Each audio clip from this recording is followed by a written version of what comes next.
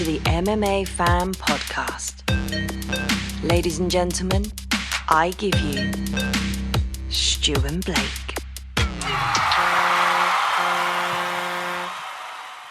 Hello and welcome to the MMA Fan Show. I'm Stu Whiffin. Joining me always is Mr. Blake Harrison. How are you? Very good, mate. Very good. How are you? I'm all right, mate. I'm all right. So, we have got a bit of a mishmash show today, haven't we? We're going to talk about the upcoming fight night. We're going to talk about Izzy versus Imavov and Shara versus MVP. But we're also going to take a little look back at the PFL fight that went down at the weekend. See, I've not spoke to you about this yet, and I went, what a fight, and you raised your eyebrows, so as if you went, we'll talk about this on the show. So I'm interested to see where that chat's going to go. And there's been a few announcements and bits and pieces that we're going to talk about. So we're going to look ahead to the show and chat a bit of MMA news as well. Yes, let's do it. Firstly, though, we need to talk about Fat Candy because they are our sponsors and they do these amazing freeze-dried sweets, all of your favorite kind of pick and mix old penny sweet vibe sweets, freeze-dried. They grow to a very, very large size and they are a sugary, delicious treat. My favorites are the Skittles, as you all know. And you can have a cheeky discount code if you're in the mood for some sweet things. Then you can go to Fat Candy. Is it .com? With fatcandy.com, and when you select all your sweets and stuff, go to discount code and put in Sweet MMA. That's SWEET MMA, and you can get a cheeky little discount on your sweets. So do that, enjoy yourselves, treat others, and have a lovely time. Carl, you should do voiceover work, you should, mate. I will. I'll do voiceovers, but now Fat like this. Candy Hello, we'd for like all to your talk sweetie to you. treats. Fat Candy, would you like a wham bar freeze dried? Anyway, so yes, you can do that, and also you can follow them on the socials and support them because they support us, and that helps us out massively. Also, we had some people message us about the coffee thing, right? Yeah. Can you explain, because I don't even know myself, how people buy us a coffee? Because as you all know, if you've been listening to the show for a while, we make basically no money on this show. We are paying to keep it going. So if you like this show, if you've been a long-time listener of this show and you enjoy the content we put out, do us a little favor and buy us a cheeky coffee to keep this show going. Stu Whiffin, how do they do it? You go into your nearest Starbucks, you buy the most expensive coffee, and then when you leave the store, you throw it up in the air as high as you can, and we will get it. If that starts a trend of that happening now, that would be amazing. People just throwing coffees in the air. But seriously, Stu Whiffin, how do they do it? Just click the link in the show notes and it takes you over. And basically, it's just a thank you. And it's like a little sort of, not a sort of crowdfunder, but like a little support thing where basically you click it and you can buy us a cup of coffee. So basically you're just donating a couple of quid to say thanks for all the free TV shows and YouTube shows and audio content. Here's a couple of bob to go in the pot to help cover the production of the shows and the studio and stuff. Simple as that. Wunderbar. As much as that's great, I would quite like to see someone on video launching a great big mocha. No, because do you know what happened? Like the hot coffee will like fall on a child or a dog or something like that, and then they'll be like, Stuart Blake told me to do it, and then we'll be in trouble. In between a style, maims child and dog in coffee attack. Oh, brilliant. Like, all right. Anyway, right. Please don't throw coffees at people. Right. This Saturday, it's in Saudi Arabia, this one, I believe. I believe it is. Yes, sorry. I'm still got that cold going on. It's now a cough. Israel Adesanya coming back to fight Nasruddin Imavov in Saudi Arabia. 5 rounds. Should be a really, really interesting fight. Before we actually get onto the fight, though, have you seen some of the stuff with Rob Whitaker and Izzy training together? Melted my fucking heart, Blake. Oh, wasn't it lovely? I so absolutely nice. loved that. It was so nice. It was so heartwarming. They were getting on, hanging out in Izzy's house. Having coffee. I think having coffee, not throwing it at people. You know, and they were, I think Rob said he was only there for about 5 days or something like that, but they had a good time. It's going to be something they maybe do again. Great. Like, it was so nice. And it feels like real. Like, it feels like they could be friends. You know how, like, there's been some beefs over the years that it's been nice to see, like for example, Bisping and Rockhold. Bisping and Rockhold, they had a really bad beef and they've sort of squashed it a little bit now, whatever. But there's something about it that still makes me feel like there's an underlying, like, yeah, I still 100%. I still don't massively like 100%. you. From both of them a little bit as well. Maybe I'm wrong in saying that, but that's how it comes across to me. Whereas with Rob and Izzy, I'm like, oh no, you should have been friends all along. You should have been friends all along. That clip where they're having coffee and he's like, it's green. And he'd given him like some maca coffee or whatever it was. And he was like, I just thought you'd brought me here and given me this to see me off. Yeah. I think it was on Ariel's new show, El Hardy's new show, where he was being Rob Whitaker was being interviewed. And he said, oh, back in 2019, if I could have hit him with my car, I would have done. Obviously, he was joking, but it was pretty fantastic. funny. And So, great, yeah, so great to see him really lovely to sparring see. as well. Great to see. And also, like, great move for Rob Whitaker. He was saying they don't have the bodies where he's training at the moment. A lot of people have retired or left or whatever it is. And so he's going over to City Kickboxing. He's got Izzy. He's got Carlos Ulberg. He's got Dan Hooker.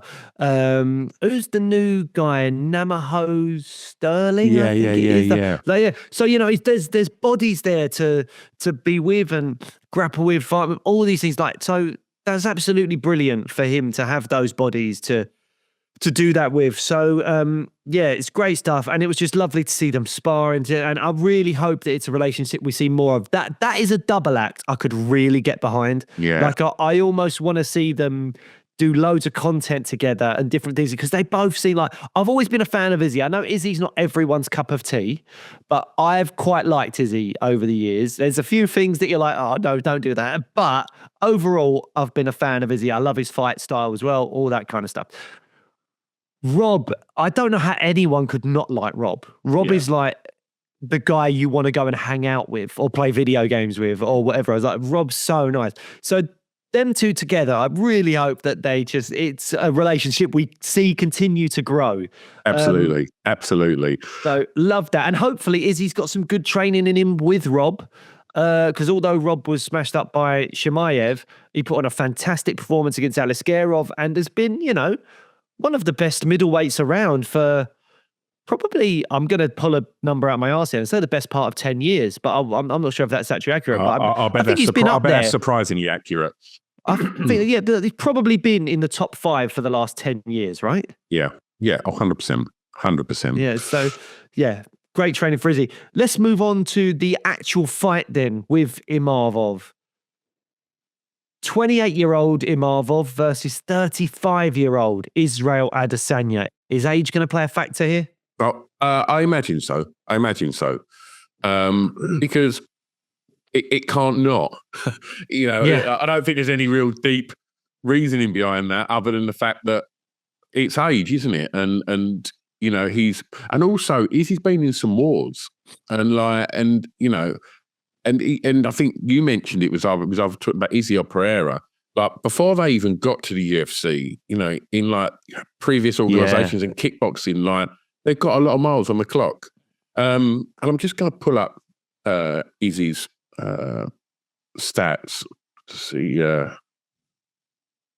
Right. Yeah. So, you know, his last outings, obviously he's got the loss. He's come after 2 losses to Dricus and Strickland. The win over Pereira, obviously previous to that, the loss to Pereira. Wow, just even if you stop there, he's 1-3 in his last 4. That's mad to say about someone like Israel Adesanya, who was so dominant for so long. Yeah, but then, you know, you don't have to go back far and you just see the tear that's like Vettori, Tavares, Brunson, Silva, Gaslam, Whitaker, Romero, Costa, you know, and then yeah, there's a reason that we all get so excited about Israel Adesanya, because around that time he was so exciting. And look, if you look at, so he fought Pereira in 2023 in April, the last time when he won. I thought the fight with Cannonier, a couple of years, or in 2022, he was dominant. That's the thing. You said exciting. He can be very exciting. He can also be quite dull. And I think he around be very there, safe. He's a winner. He is a winner. He's not always the most exciting of fighters to watch. It's a mixture. But his last win, that KO of Pereira, and then the celebration. That's what we want from Izzy. And I know, I couldn't believe the Strickland fight. I was stunned at what I was seeing. There was a glitch in the Matrix. It didn't make sense. Yeah. But now, as time's going on, does it make more sense? Is Strickland proven himself to be one of the best middleweights in the world? And is Israel Adesanya showing his age and those miles on the clock that you spoke about? Is that... I think so. And look, I think it's great that he's training with Whitaker and Dan Hooker. But they're also older fighters. And, that I wonder who Imavov's going to be training with and what level of opponent he's sparring with. And I don't know. This is a big step for Imavov. And I think a win over Israel, he's knocking on the door, isn't he? Yeah, 100%. It's a big fight for Imavov. Obviously, the biggest win of his career it would be. And I actually think he's got a really good chance of winning this fight. I rewatched Izzy v Dricus because I wanted to rewatch his last fight. He looked great in moments. In the stand-up, Izzy looked back to his best. He looked fantastic.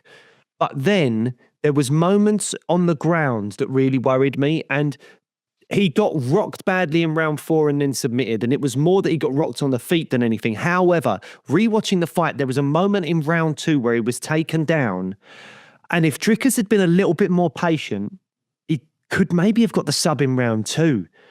And what I think about Imavov is that he is a more thoughtful grappler, for want of a better word. I think he does take his time a little bit more. He is a little bit more technical and patient than what Dricus is. Dricus is a powerhouse. Dricus can get you down. He's kind of relentless with things at times. Imavov feels a bit more technical. And I worry that if he can get Izzy down in the first couple of rounds, he won't waste his opportunity like Dricus did in round 2 of that fight. And I can see there being some really tough moments in this for Izzy. If it stays on the feet, Izzy should win. So let's look at this, right? Because I think, as I mentioned, the last time we saw Izzy looked, fantastic was the KO over Pereira. Now, in that fight, there was, let's be honest, probably zero threat of takedown. That was going to stand its feet. Pereira's not going to shoot for a takedown on Adesanya. So that's removed from his, from his itinerary for the night. He can concentrate on just doing what he does, which is fantastic, which is kickbox. And I love that he might have an itinerary there, scrap out the wrestling, just fight Alex Pereira, just punch him in the face.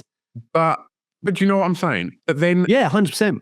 But then why? Because Strickland weren't going to shoot, and so why would you then get that performance? As you said, was that just a glitch in the Matrix? Because he should have, on paper, absolutely have whipped Sean Strickland. Stands there in front of you, pushes forward, and it's it just... But again... It just... I don't know what happened. It was so weird. From the standpoint of, when did that happen? 2022 or something like that, the Strickland fight?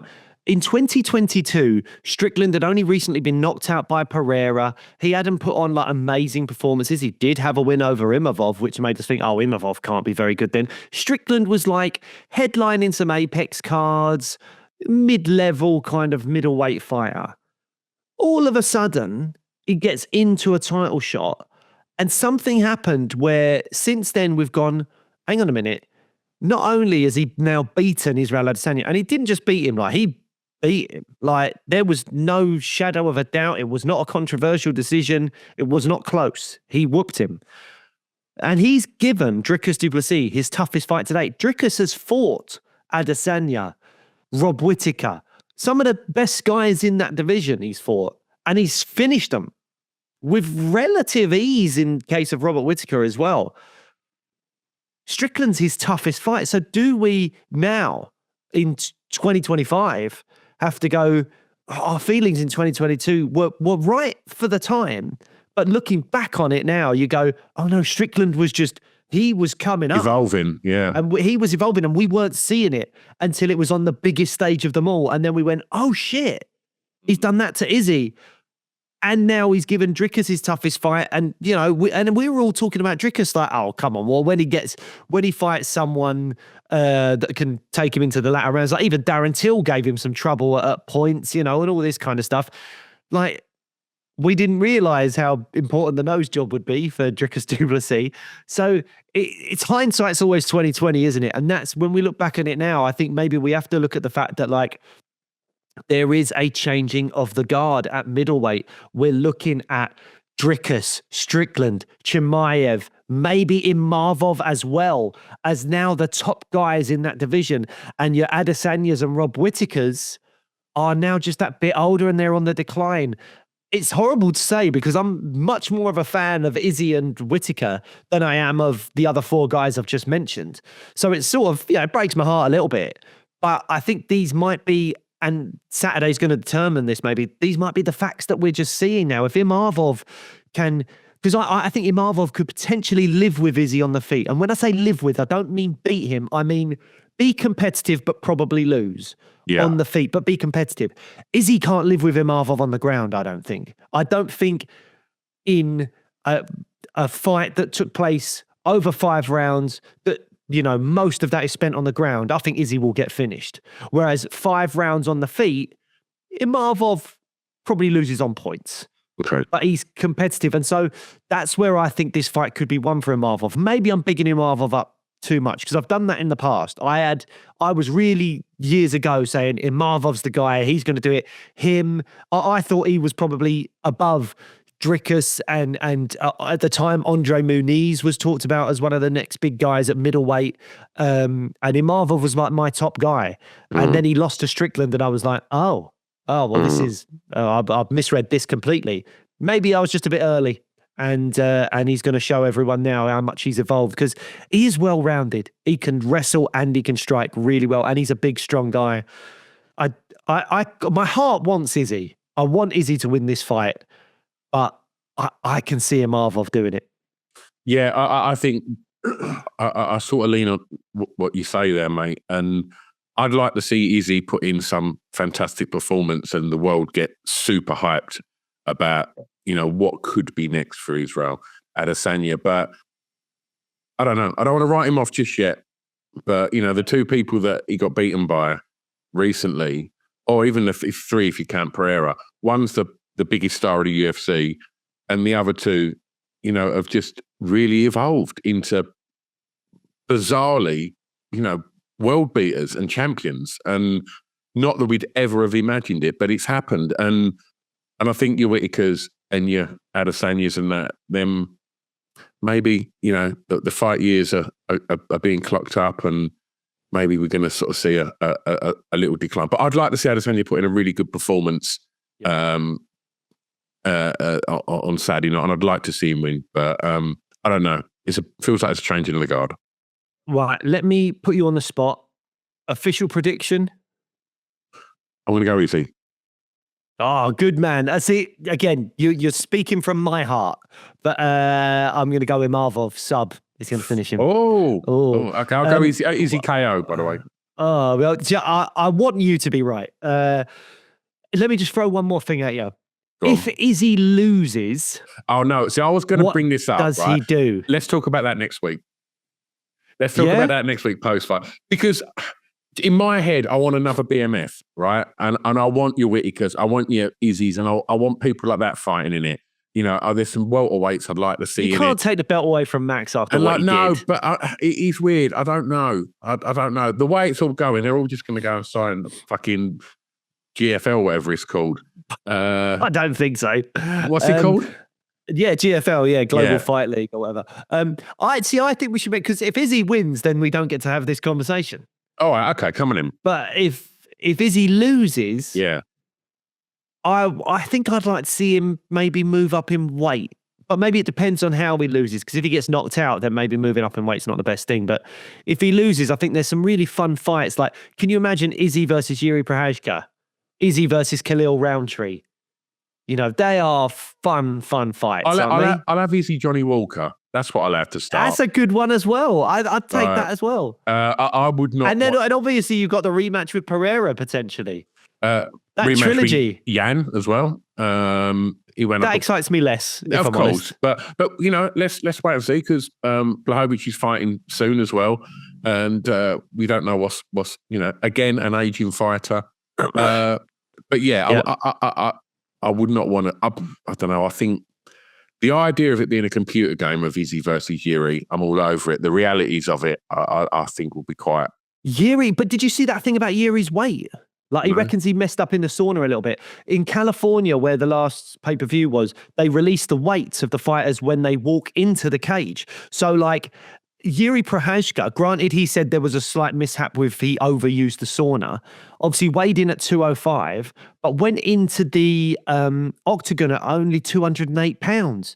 He was giving up quite a lot. Jamal Hill was like, I'm going to guess at this, he was maybe like 220. So he was giving up like 15 pounds to Jamal Hill in that fight. And he was 4 pounds lighter than the Renier Derrida who fought Kevin Holland, who was middleweight. So he walked into the cage 4 pounds lighter than the Renier Derrida.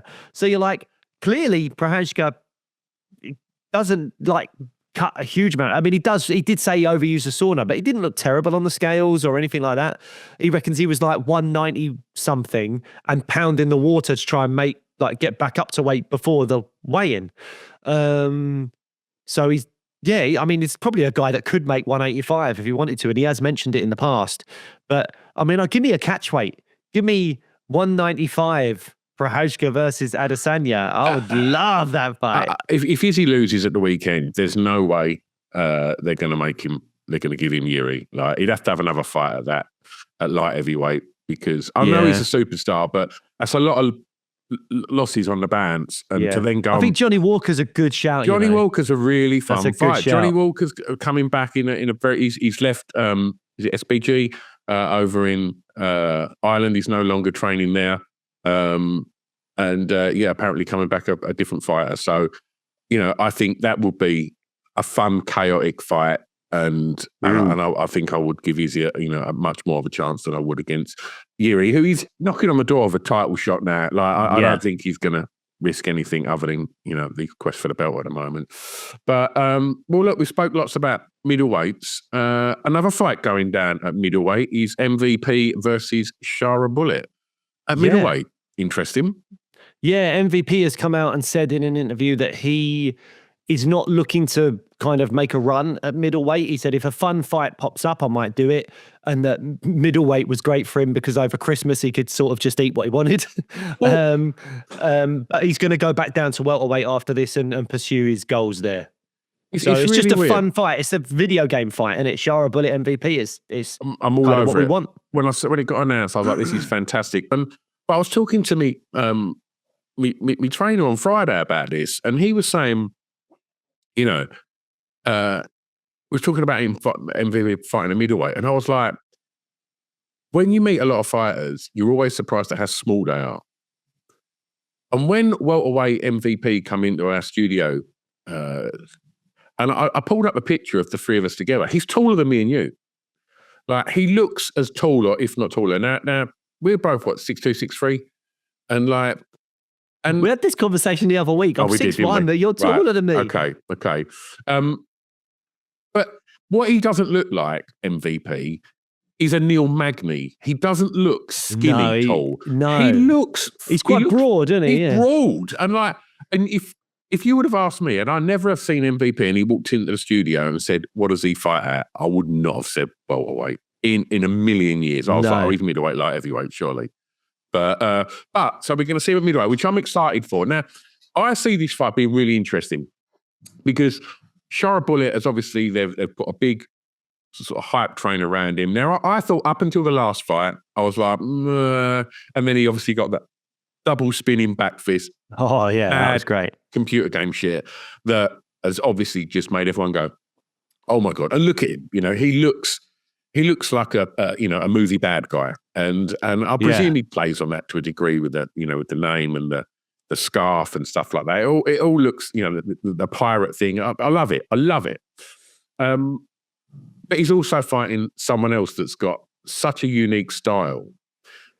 Now, these are where I think predominantly, if you look at Shara Bullet, it's very Muay Thai.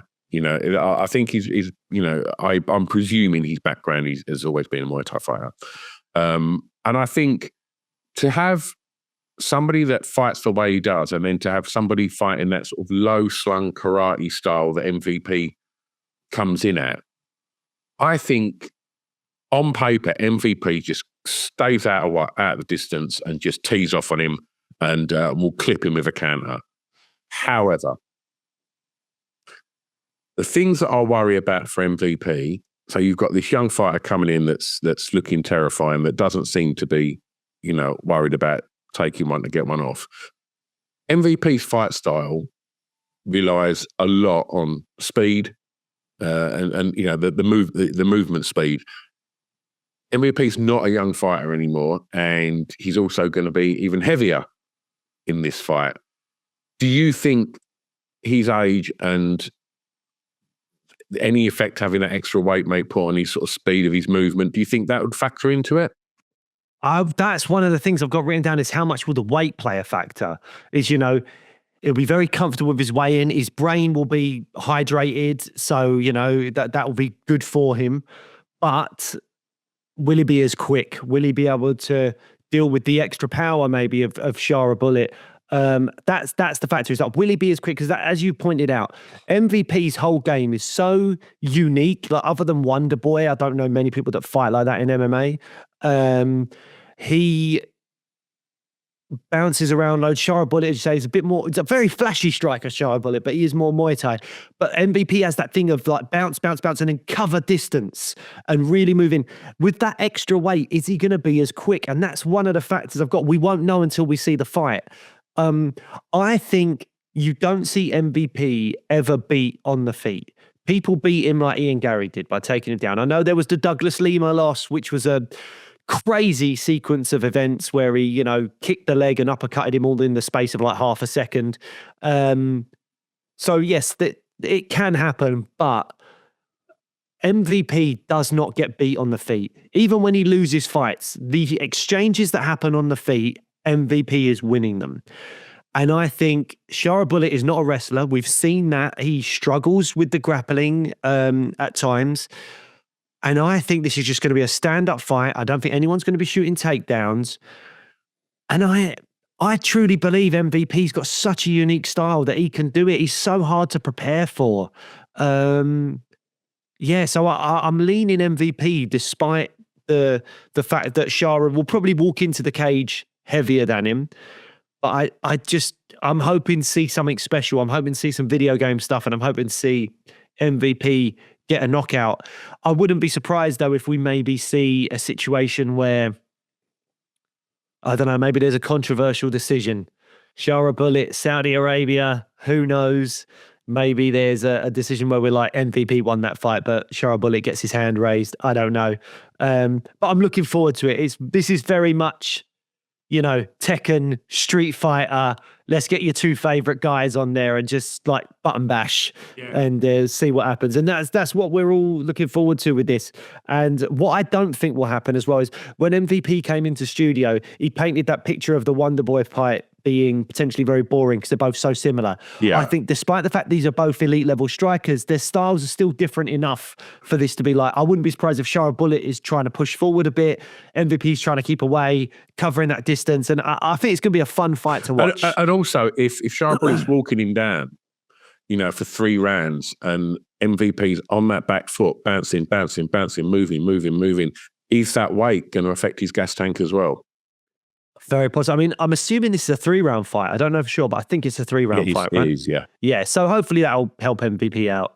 But But ultimately, I'm a massive MVP fan. I feel like I've kind of written him off as the old guy. But he's the older fighter, obviously, in this fight. But I think, look, we'd all love to have seen MVP in the UFC a little earlier than it happened. But he's here now, and I think we're going to get fun fights out of him. He's such a character. He's such a nice dude. And he's such an entertainer. Yeah. Like that. But with the Kevin Holland fight and all, like, there was a little, I don't know if he puts it on his Instagram of like just him taunting fighters in the cage where he's hit them and he's just then like moving around like, oh, I'm rocked. I love it. I just love everything about his and what's weird persona and his style and the way he entertains fans. He's a showman. And I thought he was going to be really fucking cocky when he come in. And and he was the humblest, nicest guy, wasn't he? He's so nice. He was so nice. Yeah, I don't know if we've mentioned this, but the studio's in the middle of like an estate, like an industrial estate, in the middle of nowhere. And it's in the middle. You'd never find it in a million years. And it's dark. And we recorded with him at night, didn't we? And you went, oh, he's here, but he doesn't know where the studio is. And he was like, we better go and fight. You think he'll be all right? And I was like, holy shit, like this is MVP. I'm sure he's not scared of the dark, but you was worried of that. Hey, fighters can be very superstitious and believe in weird stuff. I'm not ashamed to say when I walk around that studio at dark, I'm like worried that the zombies are coming out. I was watching The Last of Us and stuff, and I was like, oh no, some mushroom-headed zombie is going to come after me in a minute. What fighter do you think's scared of the dark? I know one. I reckon Prohashka's a bit scared of the dark. No, he does those things where he's in the dark for 72 hours. Although maybe he's like, no, but that actually works into Prohashka's biggest fear is the dark. So he sits in there for 72 hours just fighting his fears. Faces his fears. I like to think he's got a little panic button in there just when he gets told, go give me a... Right. Okay, well, look, we're not going to talk about the whole heavyweights. card. Let's talk about the big boys, though. Pavlovich versus Rozenstruik. Pavlovich on a 2-fight losing streak. Rozenstruik on a 2-fight win streak. Pavlovich, only like a year and a bit ago, was like the guy at heavyweight. He was the backup fighter for Jones versus Miocic the first time around. But obviously, there was never going to have a backup fighter. Jones got injured. They drafted in Tom to replace Stipe because Stipe didn't want anyone other than Jones. So Pavlovich was on like a 6-fight win streak, all knockouts. He was dominating everyone. Then Tom come along, smashed him inside round 1. And then Pavlovich has fought Volkov and struggled. Volkov was able for 3 rounds to just keep him at bay, avoid the power shots and light him up a little bit. This is an interesting one for Pavlovich. Like, what's going to happen to him? Where is he in his career? Because Rozenstruik is by no means someone we think of as a title challenger. He's kind of like a top 10 guy, but he's not really ever a title challenger. So this is a big moment for Pavlovich. Can he get back into the winning column? I'm not sure what the winner out of this fight gets. Not a lot. But it's you say not a lot, but it's incredibly important for Pavlovich. It's very important for Pavlovich to win this fight. And if he doesn't, and Rozenstruik wins this fight, Rozenstruik finds himself in the top 5, maybe for the first time ever. I don't know. I can't remember the last time I saw Rozenstruik in the top 5. So Pavlovich is ranked 4th at the moment. Yeah, that's what I'm saying. At 9, yeah. So he would. He'd jump in there. So I think Pavlovich is going to pull a spectacular KO out of the bag on Saturday. I think it's shit or bust for him, really. You know, you've got that resume that you spoke about of absolutely starching people and a big highlight reel. And I think one more of them and all of a sudden everybody's excited about him. And I can't help but think, if they make Tom versus John, then great. So do you think if that happens, they do... What do you think they do with Pavlovich? Do you think they give him Garn, or do you think Volkov? They're not going to give him Volkov straight away because he's had that fight. What do you think happens to Pavlovich after that? He's beaten Curtis Blades, who sat behind him. Jayton Almeida, he's obviously, I think the other thing is people don't massively care. I think that is the thing. I think that is the thing with a lot of these names at heavyweight. You can say John Jones, Tom Aspinall, the idea of Alex Pereira moving up, and people are like, yeah, sounds great. Pretty much anyone else in that heavyweight division, people are like, who? What? Don't care. I mean, we all love Taito Ivasa, but he's not won a fight for a while, and he has looked like he's struggled. So Derek Lewis in a similar place, like they're not title contenders anymore, really.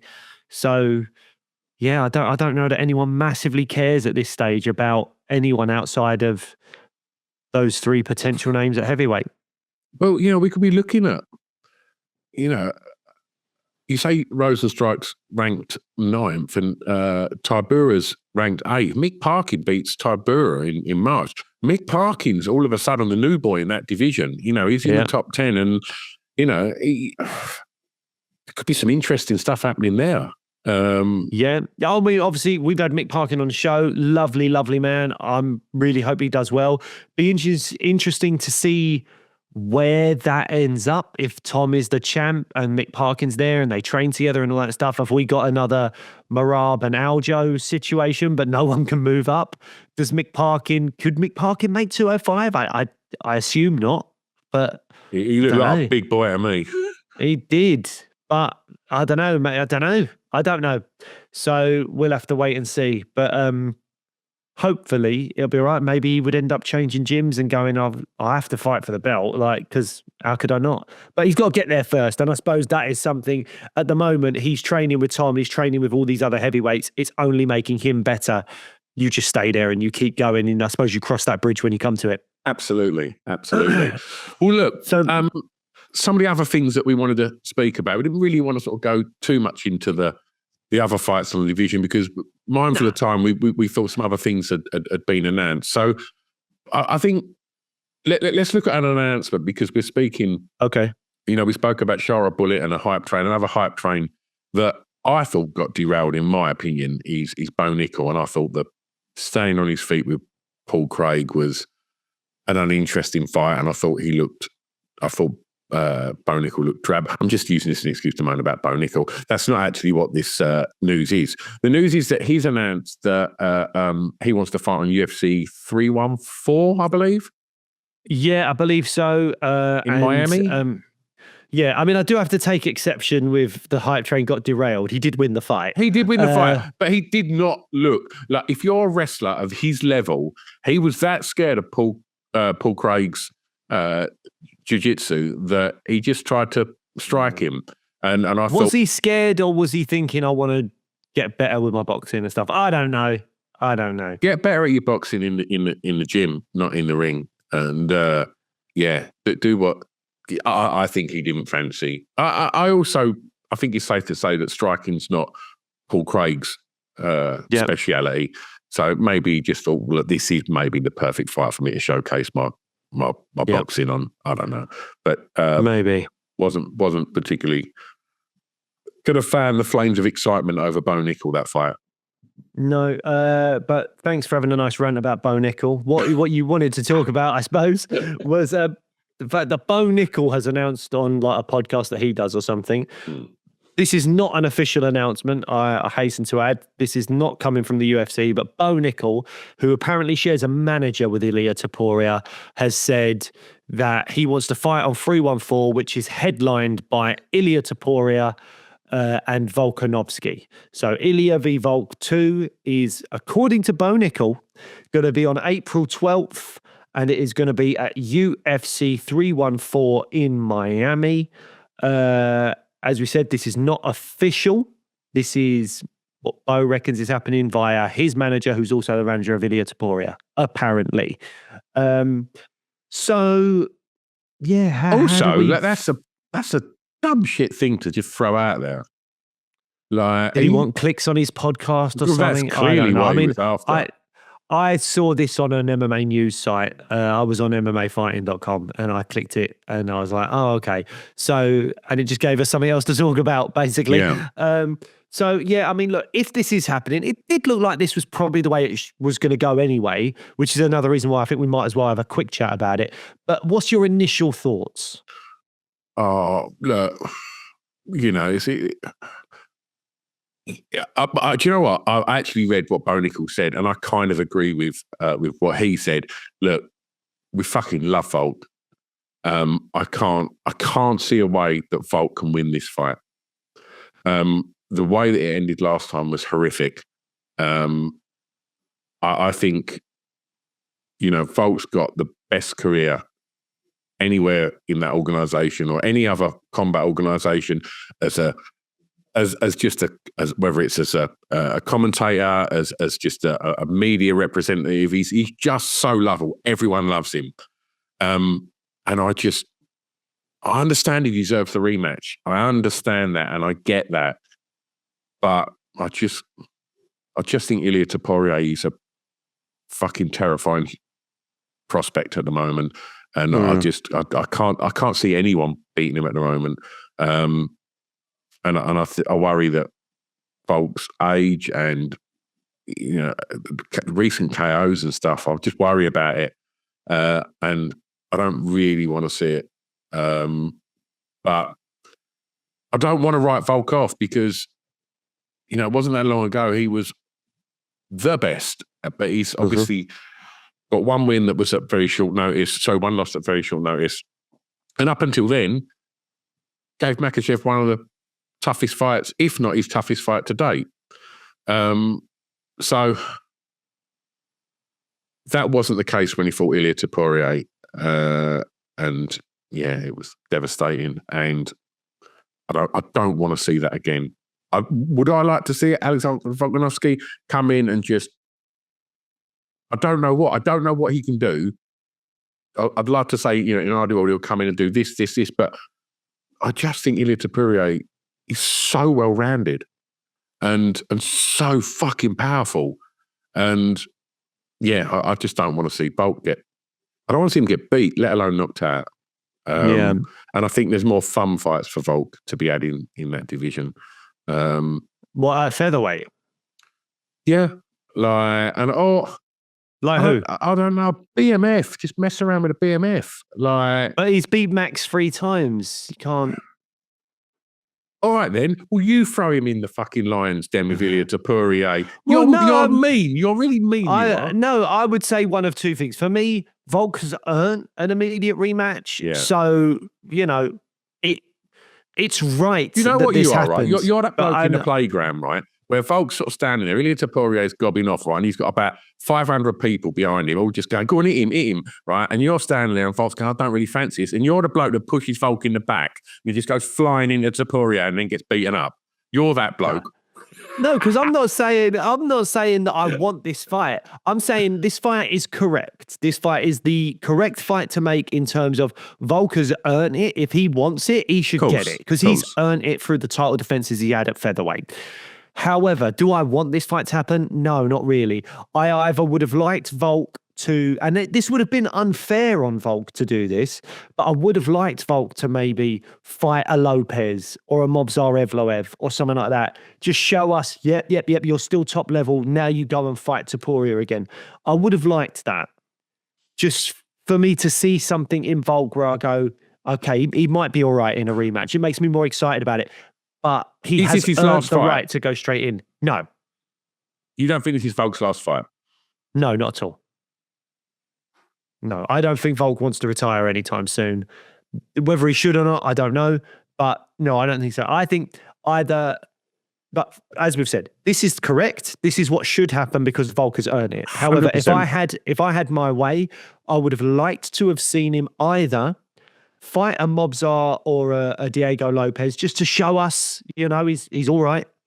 Or go up to lightweight and just have some fun fights. Fight a Dustin Poirier. Fight a Charles Oliveira or something like that and do something like that and go up to lightweight and just see what you can do up there. Those are the two things I would have liked to see for Volk. But we're getting the Topuria rematch. I don't see it going any differently than the first fight, but I hope I'm wrong.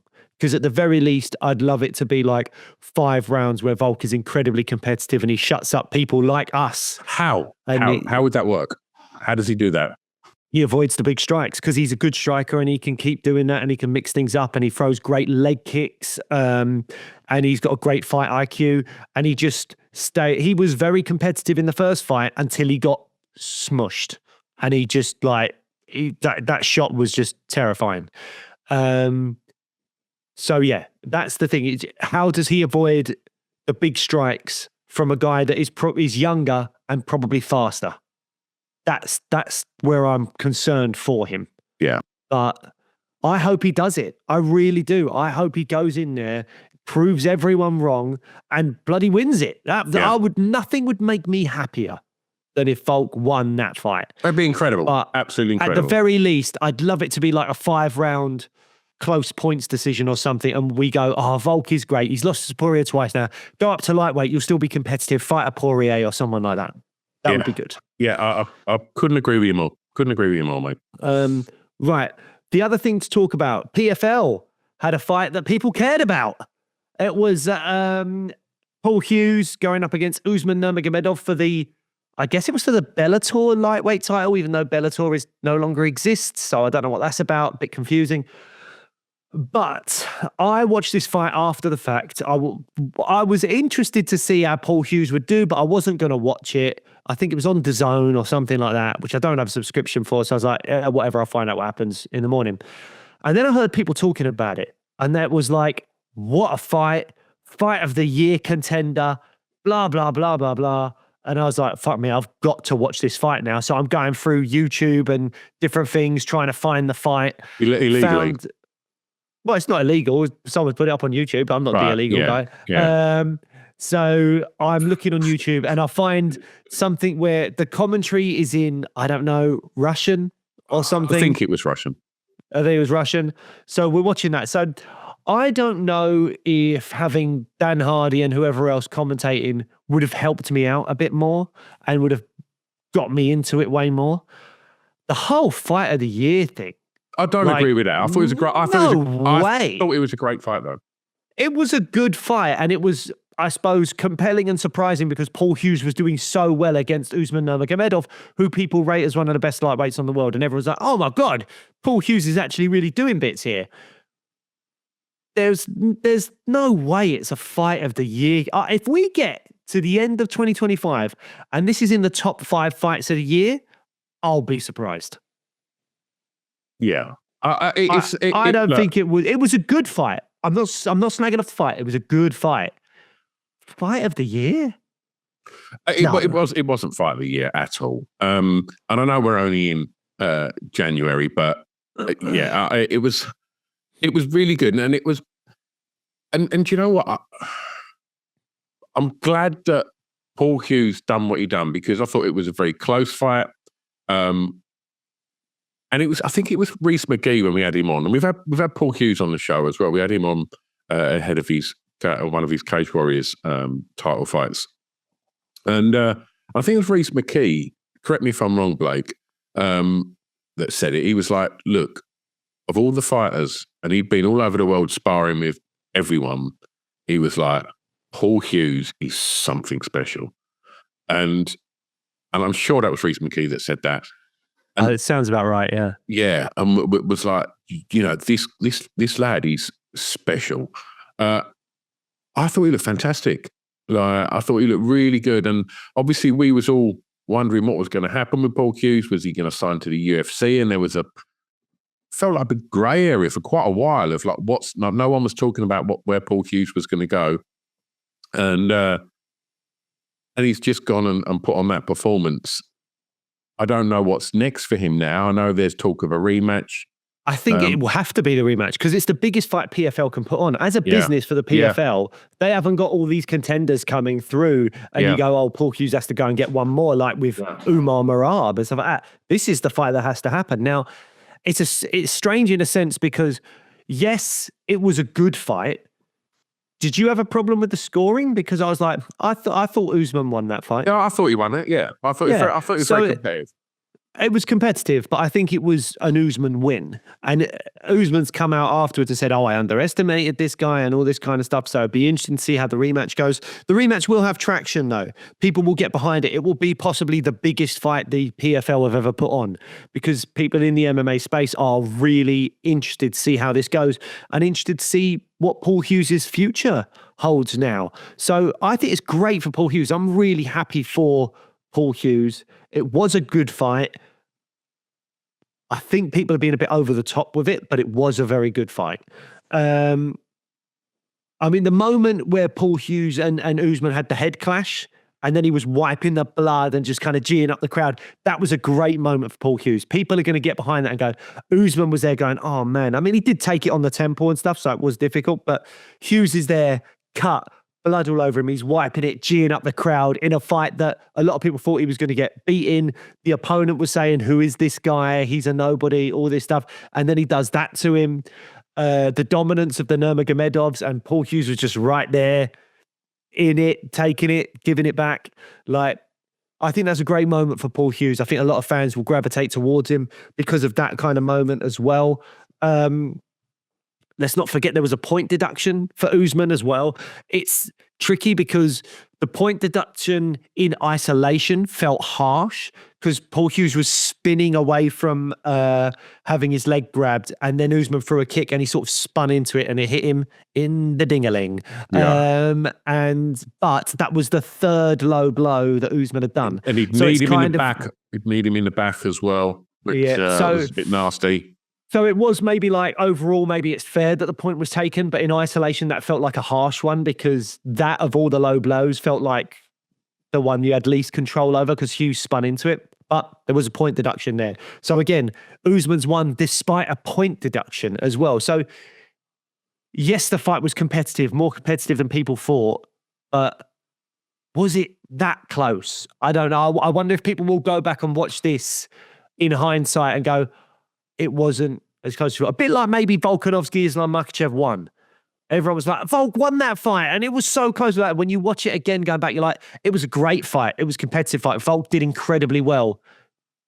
Makhachev won relatively clearly. I think a lot of things that happen when you watch it live, you watch it the first time, like your heart really can kind of confuse your head a little bit. And I think, you know, with your Paul Hughes and with your Volks and stuff like you know, you want your favourite fighters to win, and so it, you know, maybe sort of skews your the way you view it a little. 100%. And also the fact that I didn't have English speaking commentary, I probably would have got way more wrapped up in it if I had that. And the fact that I knew the result and it had been hyped. You know, it's like when you watch a TV show, everyone's like, "This show's the best show ever," blah blah blah blah. And then you watch it and go, it's fine. It's not that good. Everyone's got a bit carried away with it.